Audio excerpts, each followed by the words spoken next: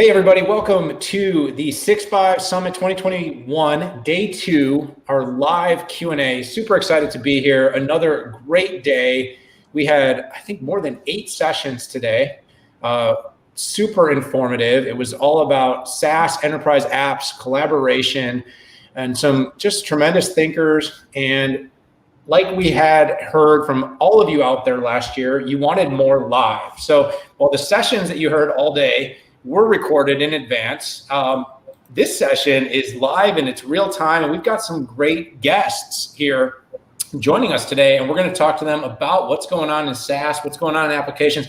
And by the way, a theme that kind of came out today too, hybrid work, which I'm sure is going to come up quite a bit in this conversation as well. Pat Moorhead of Moor Insights and Strategy, Daniel Newman, Futurum Research. Pat, another day in the books, 3 more to go.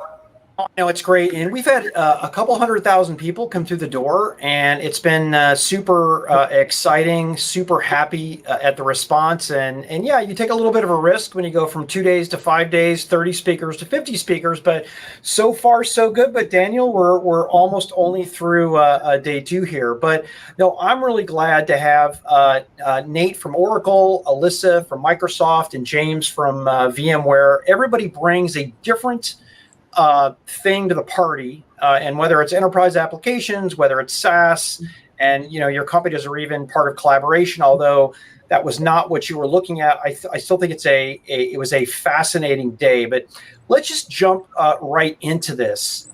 So we've entered an era of the platform making applications and software more extensible and driving revenue expansion for application providers. So here's the question: how will the platform evolve from here? And maybe Alysa, let's start with you on this. And by the way, you all don't have to answer if you don't want to.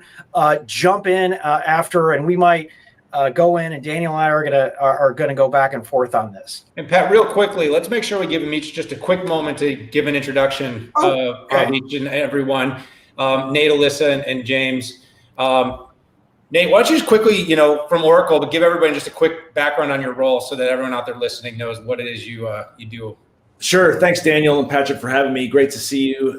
Glad to be here with Alysa and James. My name is Nate Skinner. I lead marketing globally for Oracle's advertising and customer experience solutions. Everything marketing, sales, service, and commerce that is forward-facing, or what we call front office in the applications from Oracle. That's what I am leading marketing for. Alysa? Excellent. Thank you. Thank you for having me. Alysa Taylor, I'm from Microsoft. I'm our corporate vice president, and I overlook 3 business units here at Microsoft. I run our data and AI business, our business applications, which is inclusive of Dynamics 365, similar to Nate, all of our front-end customer engagement, as well as our back-end operations, our Power Platform, and our global industry team. And James? Yeah, hi, I'm James Waters. I'm the CTO of our Modern Apps business unit at VMware. Excellent. Should we dive in? Do you want me to take the platform question, or? Yeah, absolutely, Alysa. So what we'd asked you was, we'd entered the era of platform making applications and software more extensible and driving revenue expansion for app providers. How do you, Alysa, see the platform expanding from here? Yeah, and well, obviously there's all kinds of different entry points, and the term platform is pretty expansive. But when we talk about at Microsoft, when we look at sort of our offering, we look at it from a Microsoft Cloud standpoint. And I talked about this in my session around, how it all starts with data and how you do data aggregation, unification.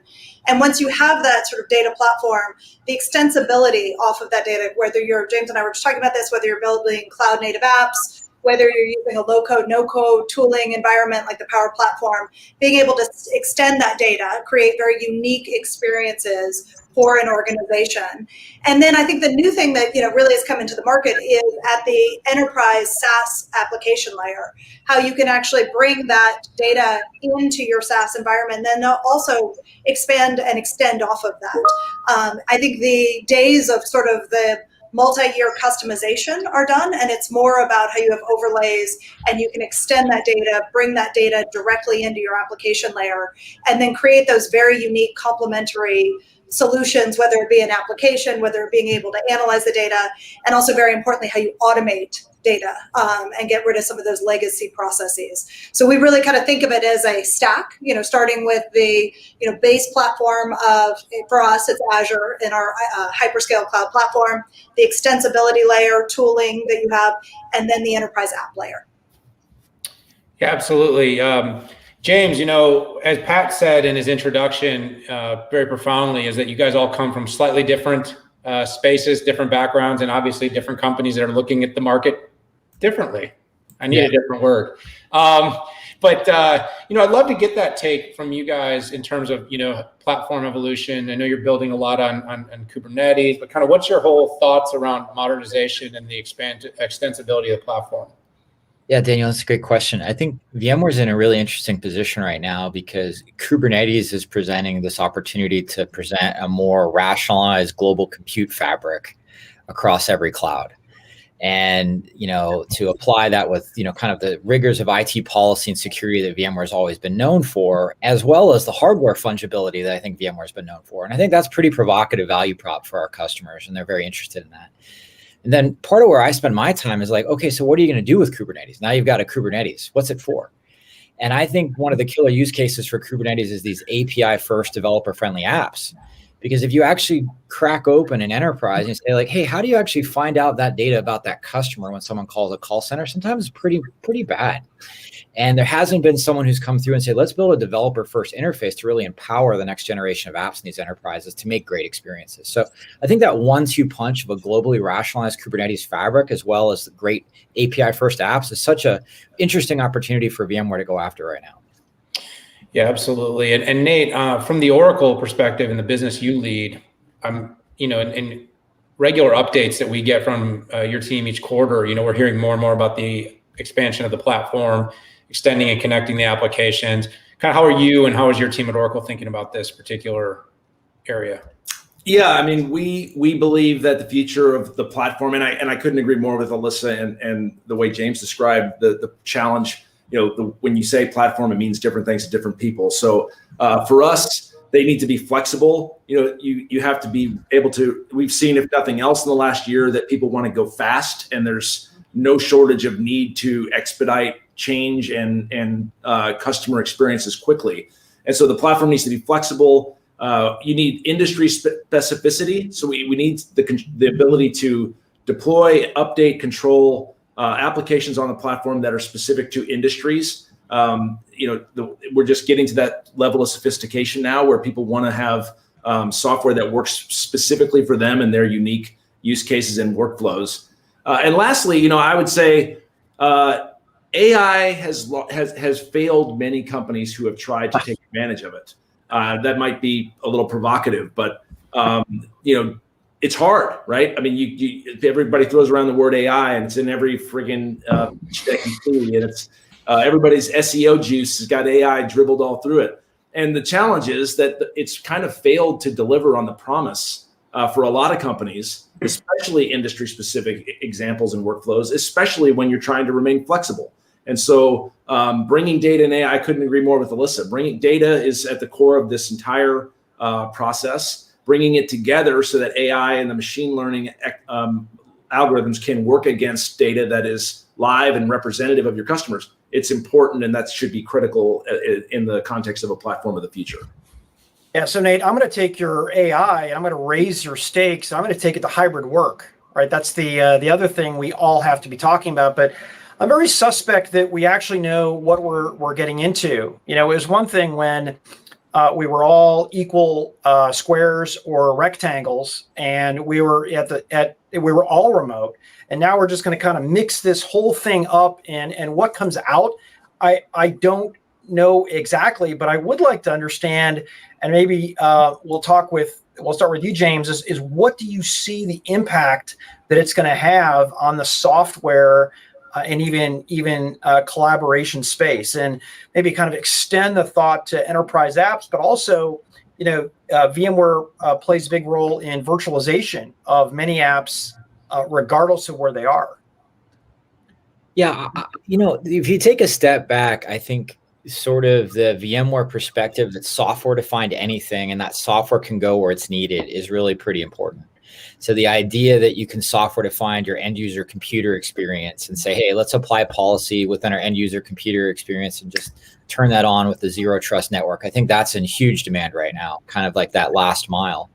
But I think equally the work we're doing to make sure that these developer and API workflows can work on any infrastructure, also important, because you start to get leverage out of this common workflow in a way where everyone can collaborate because they're using a shared set of tools. I think the opposite of that is like, hey, we've got a team for this server and this cloud and this over here and this over here. And now they're having to have a lot of high bandwidth conversations about how to even, support each other. So I think this idea of this globally accessible cloud fabric that VMware standing up is more in demand than ever in that remote environment. So Nate, when you look at your users and what they're looking for, I mean, are they giving you kind of different inputs on what they're looking for based on hybrid, or is it just way too early and they're still working in a remote world? No, I mean, their hybrid is critically important. I mean, we're lucky to have partners like VMware that build on Oracle Cloud infrastructure, and the solution it works for them all. So I think it's critically important. It's funny. My take on that question is slightly different. It's about the human side of this question. We ran a survey of about 2,000 people, and the results were fascinating about this hybrid work environment. And I think maybe I'm being a little different in the interpretation of the question than hybrid cloud. I took it as hybrid remote versus in office. Does it matter where you live? Does it matter where you work? And the survey told us all kinds of interesting things. For instance, 86% of the people said their personality had fundamentally changed over the last year because we're all working from home. Like 70% of the respondents said they feel smarter. 40% of them felt more empathy and more conscientious towards their coworkers and their families. 38% were open to new experiences. All of that has an implication on work and what happens next, with our employees and our teams. And I think we all have to be taking that into account. You read in Forbes recently, there's the Great Resignation was, earlier this month. And then literally maybe 3 days earlier, 3 days later that's all overstated. Well, no, I don't know if anybody knows. But in the end, if we're not reacting and responding to employee empowerment, making sure every customer in our company can empower their customers to the best experience they possibly can, we're going to lose people. And that's my take on that question. Yeah. So Alysa, I mean, feel free to expand the response, because not only do you do enterprise apps, but you do productivity apps as well. Yeah, and I think there's two things I would add onto that. I think, Pat, especially what you're saying, I think the world is convening where either the sort of silos or the walls between productivity and collaboration tools and business process have to break down in a hybrid workplace, because it's not about, if you are a salesperson, wandering down the hall to the customer service department. It's how do you have in-app experiences that allow you to collaborate and be able to bring in subject matter experts in a remote capacity. And so I think there's a very unique point in time where there used to be productivity or collaboration software that sat here, and there were business applications, and they sort of loosely interfaced. And now that sort of, deep native integration is something that organizations require. And I think it is not only for the benefit of the end user, but it also has, it has real productivity gains as well. Like there's an actual drain of productivity from context switching. And that's something that I think has always plagued us in the enterprise application business, right? When you have 15 different windows open. And again, kind of coming back to a different data model and a data repository for each one of those. So I think I think this is forced and accelerated this notion of bringing those collab apps and the business process world, closer together. And I'd also say with Nate, we had an LT meeting this morning around the human element of this. What does it mean when we're not all remote? And you have, and we had a very similar study, although Nate, you had some really interesting things around empathy that our study didn't bring to light. But, most people prefer a hybrid environment. As over 70% of who we surveyed had a very similar response to what Nate was talking about, is they don't want to go back full time all the time in the office. And so then you're presented with this challenge of some people remote and some people in person, and how do you create an inclusive environment? And I think that's a real challenge for us going forward. I'll share the story I shared with our LT this morning. My son went back to school full time, and he got his vaccine, and he wasn't feeling well, and he said, "Well, I'll remote in," because it was still an option. And at the end of the day, he came down and he was like, "Mommy, that was terrible," because all of his friends were in class chatting and doing the lessons, and he's on an owl camera, and it's moving around, and he's trying to keep up. And so we have real work as leaders in the technology industry in front of us to not only think about it from a technology standpoint, but then also the human element of it as well. Yeah, it's a really interesting personal anecdote. I think all of us probably have a few from the pandemic times. I love that you guys each sort of interpreted that question a little bit differently, because it just goes to show the flavors. I tended to lean on the hybrid work, but let's face it, the hybrid cloud is an enabler of making that possible. So it kind of all, kind of ties together. I want to build on that question, Alysa. I'm going to stay with you. And I'm taking a little liberty here of interpreting some of what the press, brought up. And, you started down this path, and it's perfect, but employee wellness. So we've become extremely astute at talking about what customers need. And we all talked about the transformation that's taken place, how we've digitalized our business to deliver what customers needed throughout the pandemic. But employees are the first customer. Apps and collaboration have helped, but you said 15 windows, and I think that's a light day. 15 windows is a light day. And I think, I'd like to just kind of get a little bit from each of you on this, but I know this has been a focus for Microsoft. I'd also like to hear how it's working for VMware and Oracle. But Alysa, how are you guys taking this and applying it within your teams? Yeah, I would, and I think we've all learned throughout this, but I think I'm going to continue to key off what Nate said around empathy. I think in a digital world, you have to stop and give space to be able to allow all voices to come in, to be mindful of things like when you start meetings and end meetings in ways that we never were before. And I think just making sure that people felt like they had moments to recharge. We talk a lot, particularly at my team, around recovery, recharge and recovery. And what are you doing? And, we'll take meetings and go for walks and actually turn on cameras to show where we are, that it's not being, chained to your desk, all for 12 hours a day. And so it's just, it's been an interesting time in my career of just really being so much more thoughtful about, how we take into consideration where people are at, how we communicate, how we collaborate, and, how do we continue to foster well-being. And there's a bunch of tools, I want more of the audience with, the technology side of it, but there's things that, Microsoft has invested in. There's a new product called Viva that's all around employee well-being, where you can chart, how many hours you've been in meetings. It can help you do suggestive type things around where you make space for learning, take time off. And I just think it's a way for us as leaders in the tech industry to be much more human centric and much more people centric, and be mindful of their well-being. That's a good point. And James, I want to give you kind of a two choices of how you answer this. One is, I know you lead a team, so I'd love to maybe hear how you're doing this and handling this shift with your own employees. But the other thing is with the app dev process itself. Yeah. Are you bringing into mind this kind of hybrid work, the hybrid path of developing for a different workforce than the workforce that you might have been developing for 18 months ago? I think the really interesting thing in my world is the expectations around speed have really gone up with the hybrid work environment.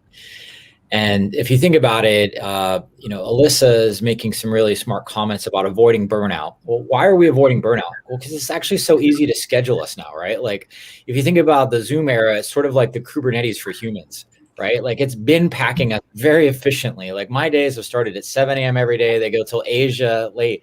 It's like the Kubernetes scheduler of human time. It's just packed it in tight.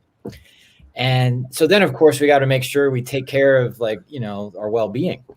But I think the other thing that it really shows is that in that new velocity-oriented business environment, it really has put the pressure of 10 years of transformation on enterprises. And things that might have gotten put off before, like developer experience, like continuous delivery, like behaving as like a modern software company, are like front and center in, I had a CTO, CIO conversation this morning. That's where they're at. They're like, how do we give developers, the right experience to activate the data that we have, and then also to deliver the experience to our customer? So I think the speed orientation of leadership has just never been higher than in this very tightly bin-packed world. I don't know, Nate and Alysa, if you're feeling that. Oh, yeah. Let's get it done. Yeah, I don't think I've Get it done. I don't think, I know Pat and I have talked about this. I don't know if any of us have worked as many hours in our lives as we did packed into the last 18 months. It's been absolutely crazy. I miss time on airplanes. I laugh because like that used to actually be sometimes like a decompressing time, like because you kind of wouldn't be connected. You might take a nap or just listen to music or watch a show, and you just don't do it because you're booked solid every hour of the day. There's just that much to do. Nate, you mentioned some great data points when you talked about your study. So this might be a perfect moment. When you took that data, are you thinking about applying? How do you apply that across your team and across the organization? Because I know you work, your team works pretty hard and you guys are putting in some serious hours. Yeah, I mean, it's the insights are only valuable if we can take action from them, right? And so the benefit of understanding these things about people generally, everything that's been said, I couldn't agree more. The Kubernetes humanizing, it's like so true. And then Alyssa's story around her son, or I don't know if you said son. Yeah, it was my son. I've seen that too. My son joined a new school. We moved. They had the option of being in person or remote. He chose remote. The teachers in the room, no offense to them, they're all doing their best, but they were biasing to the kids in the room. Well, we do that at work. If you get into being in the room means something different than the people that are remote. And that has nothing to do with the pandemic. That was like that before. As someone who has not always lived right where the corporate office is, I can tell you that there were opportunities that I missed out on because I wasn't in the room, and the bias was towards the people that were sitting there physically in the meeting, even though I could hear everything and participate. And so we had to do things, Daniel, to answer your question, take specific proactive action to remember our friends and colleagues that are not necessarily in the room if we want to make sure we take advantage of a hybrid work environment. Doing things like pausing every so often and saying, hey, Alysa, did you have anything to add? Hey, James, did you have anything to add? Did anyone have any questions? And literally poking, pointing at the person on the screen, not just the people in the room. I think those are lessons we can take forward and make a better workplace for everyone. But you have to be proactive about it. You can't just assume it'll figure itself out. It won't. Yeah, and I love that we've come full circle here when we started talking about, do we really know what we're getting into with hybrid? And it's good to hear from everybody that, okay, it doesn't sound like we think it's going to be easy. There are some elements of going hybrid that remote was actually easier. And as we get in here, we've all gotten used to kind of the equity of having the same square. But if we're hybrid and, there's the boss and the suck up to the boss in there, kind of getting that's not going to work. That's not going to work 2 or 3 days a week. So I am glad to see that we're all actively making changes, and particularly in the collaboration space, there are going to be some things that are going to come out in the next 6 months that I think are going to blow some people away. And when you tie that with enterprise applications, it really does become magic, because we can't just say, oh, that's the collaboration thing. Yet, my frontline worker application doesn't mimic that or tell them to, hey, take a breather or something. So we are now going to enter our speed round here. We hit up social media, we hit the press up to get feedback. And I'm going to start, Nate, with you.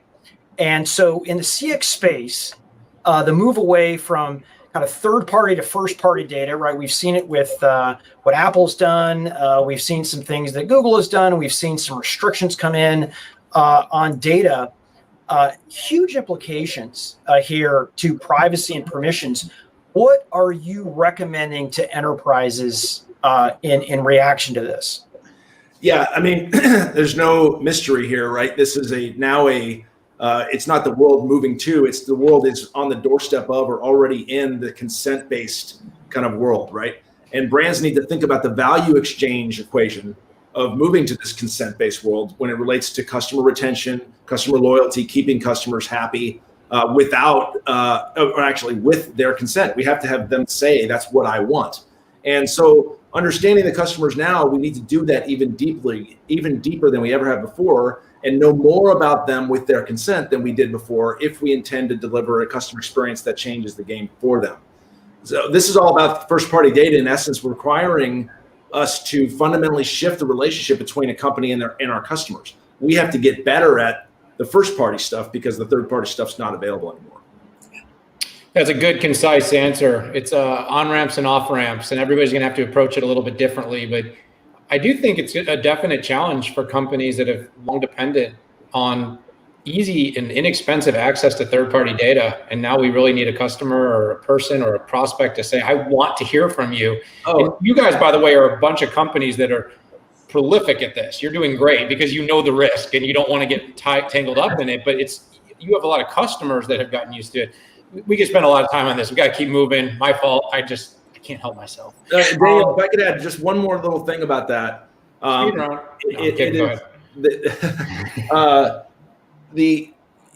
have it happen to us, right? All of us have probably gotten a solicitation email from somebody who's selling data. And 5 years ago, if I got a solicitation mail that said, hey, Nate, you want to buy a bunch of Microsoft customers? No offense, Alysa. I might have said yes. Now I can't say, I know that that's just rife with nothing but compliance, death. And so I don't know what those people are going to do, because if you're out there selling lists of customer contact data to companies without their consent, your business is dead. And so even that kind of simple thing has changed dramatically in the last 24 months, and will continue to get even more rigid as we go forward. Absolutely. Okay, I won't bridge that. I won't give you another chance. Alysa, we're going to go to you. James, you're going to take us home. Alysa, in your session, you talked about, I think the quote unquote was, it all starts with data, and it was longer than that, but long and short. Enterprises are no longer in the early innings. I remember writing a few years ago about, how to get involved in big data. Everybody knows now they need to play with data. Companies that are investing and utilizing data are being more productive. They're making more money. They're growing faster. All that proof is out there. But, it's the complexities growing a lot. And, you guys working with so many companies are probably hearing the wins, but you also are seeing the mistakes. So, our media, press, and we got feedback. A lot of people want to know, what kind of mistakes are you seeing out there, people making with their data investment? And what are you guys sort of recommending to companies to course correct? I think there's three quick things that I'll say. One is building off of what Nate was just talking about in the first third-party dilemma, which is kind of the sort of ancillary point to that, which is companies that intermediate your data. So I think you're seeing organizations be much more mindful right now about where they outsource their data to, and being mindful of those that sort of mine and profit off of that data. And I think that's something, particularly in marketing and kind of the back end operations space, that is a real consideration for organizations. Is where they partner with their cloud providers around those that profit or intermediate their data. The second is this notion of AI. We touched on that earlier. I think the promise of AI, and I think Nate, you said this, it's failed many organizations. And so knowing how do you have that balance between tools and models that give you inherent AI in your data estate, and then where do you have implied intelligence, through your application layer. And, I think there's this world now where, there's more and more kind of out of the box models that you could apply on your data versus having to do custom AI models. Because I think we've all learned, I think everyone in the industry and customers, training AI models is no easy task, and requires a fairly large and comprehensive data set, which a lot of organizations don't have access to. And so it's really getting more and more kind of industry oriented AI models. Because I think it's a much faster, James talked about, agility and time to market, using those sort of applied AI models, I think is a much faster route for customers, and where they've failed in the past. And then the last point is just, not taking all of your data into consideration. If you look at the healthcare industry, 90% of the data in the healthcare industry is inaccessible. And so if you start taking decisions on a subset of data, you end up, I've seen organizations take some pretty critical errors because of that. And so really, when you can, being able to look at your data estate in its entirety. And I think this also goes to an industry trend that we're seeing, which is the front office and the back office really converging. And so when you're talking about your inventory and supply chain, how do you have those real-time updates into the hands of a frontline worker? You can't do that with disparate data sets. You have to look at your data set in its entirety and orchestrate those workflows in a way that is, really creates that sort of complete feedback loop across an organization. So a couple observations. So first of all, some things, no matter how long you've been in the industry, don't change. Garbage in, garbage out. If you want good actions out of machine learning, you have to have a data strategy. And it was also great to see Alysa and Nate shaking their head on connecting the front end and the back end. There's only a few companies out there that can even say they can do that without a bunch of messy APIs and ETL and all that fun stuff.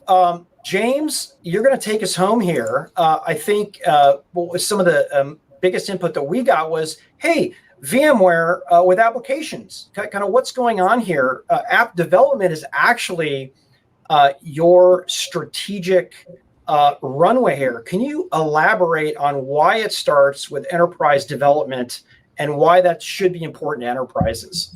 Yeah, Patrick, thanks. That's a great question. And I think for us, I listened to our CEO, Raghu, he really emphasizes starting with evaluating and understanding where the customer's apps are before we start selling infrastructure.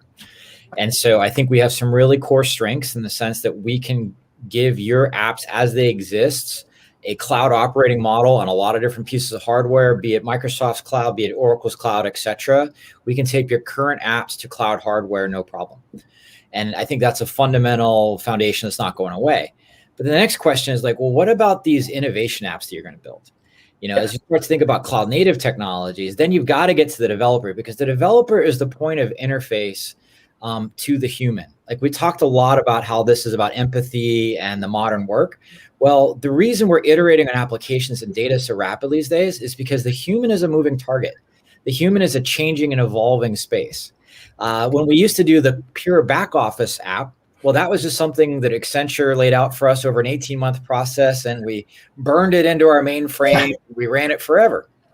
But now we're in this world of the more human-centered API, the more human-centered application, and that work is never done. You're on an asymptote to delight, and you're always climbing it. And so the ability to iterate fast, these modern apps have to be fast iterating. So VMware and their modern infrastructure has to be more developer and human oriented. And that's why we start there. Does that make sense? Oh, it does. And I'm mentally doing the asymptote quote here. I'm going to tweet that. So thank you very much for that. Thank you, Patrick. Yeah, that was good. It immediately took me off anything you were saying. And I started seeing like some sort of meme being created of climbing to the light. Yeah, no, it's great. It's great. The way the world works right now. I made that up as we're talking. I'm inspired by all of you. Best kind of memes are the ones that are real, I love it. Absolutely. Well, listen, Nate, Alysa, James, you guys are tremendous. And I want to thank you very much for making the time late in the day to join us here on this 6.5 Summit live Q&A executive panel. All three of you had great insights, different perspectives, unique perspectives, no question. The future of work is shifting. Applications are going to completely change the way businesses are able to drive results. Data, modernization, continuous improvement, innovation, and development. These are all topics I was glad we were able to bring together. And thank you all. I hope you will all come back for our 2022 Summit.